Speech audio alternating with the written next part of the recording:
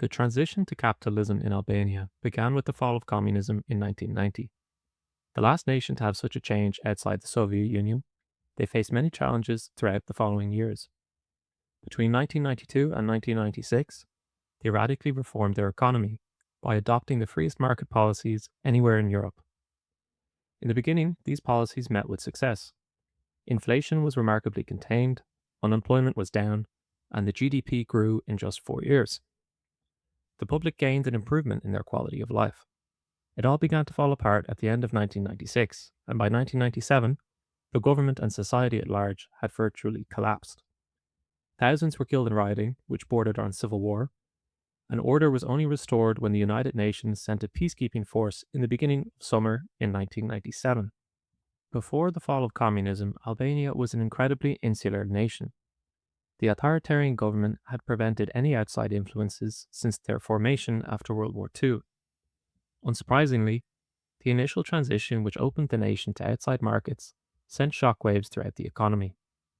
Privatization was rapid and caused economic output to fall by half within 3 years, and inflation dramatically rose by well over 100%.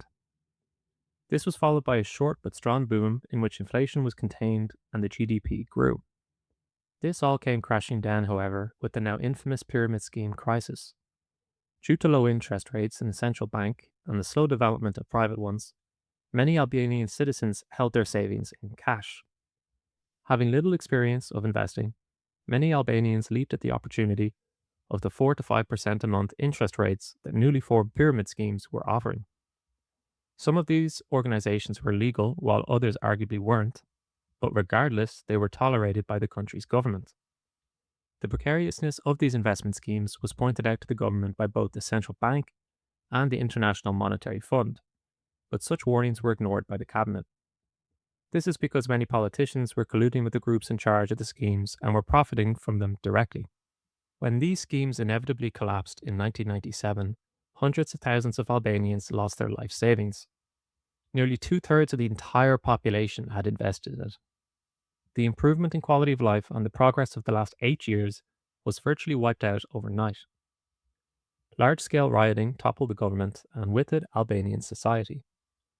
The country collapsed into 6 months of anarchy, bordering on civil war, in which at least 2,000 people were killed. Naturally, a major refugee crisis occurred in which thousands of Albanians fled to nearby countries. The crisis was so great the United Nations intervened under Operation Alba. This force was led by Italy and operated in the country between March and August of 1997. Their goal was to stabilize the political situation and to prevent the crisis spreading to nearby countries. Luckily, they were largely successful and order was quickly restored. New elections were held and Albania once again started towards economic recovery with a new government. Some of those responsible for the pyramid schemes were punished, but most got off scot-free. The social cost of the crisis cannot be overstated. Thousands of citizens were forced into poverty, either by these scam investments or by the ensuing violence. One positive that could be said is that the new government brought in legislation to prevent such an event from occurring again. But corruption continues to plague government institutions, and trust, understandably, remains low throughout the country.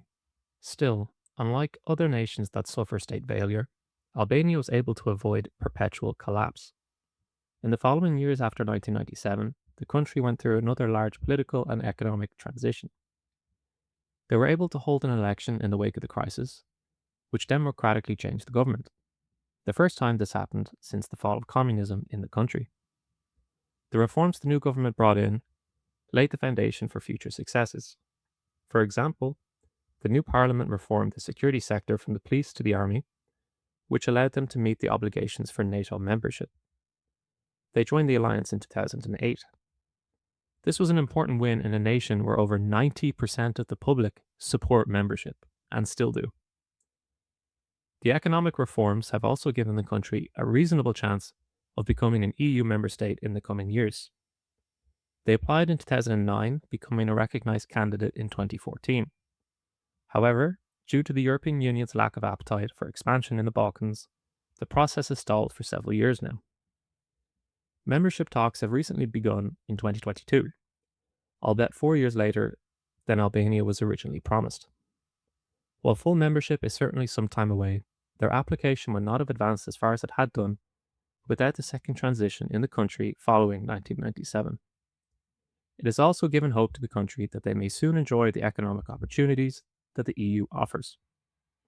Albanians know this, with over 90% of the public approving of membership. Many issues still plague the country, however. Crime and corruption continue to cause considerable problems, especially in rural areas where organized crime can more easily consolidate power.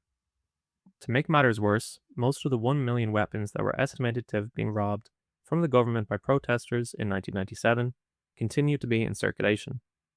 Easy access to weaponry has facilitated violent crime throughout the country.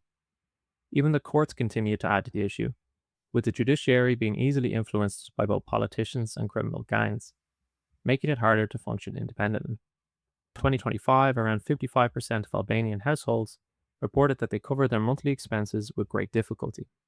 This figure is significantly higher than the European average of 17%. Many Albanians have become economic migrants and are leaving en masse, causing the population to shrink. The unemployment rate hovers at around 10%. Those that do have employment are still struggling, with the average wage being a mere €400 a month. It is hard to say whether Albania's economic and political transition has been a success. While some strides have been made, it is clear that they are still struggling with the effects of 40 years of communism, followed by one of the largest Ponzi schemes in human history. Thanks very much for watching, guys. I hope you enjoyed this one. And if you ever get offered investment opportunities where the interest rate is 4 to 5% a month, start running. I'll see you guys next time.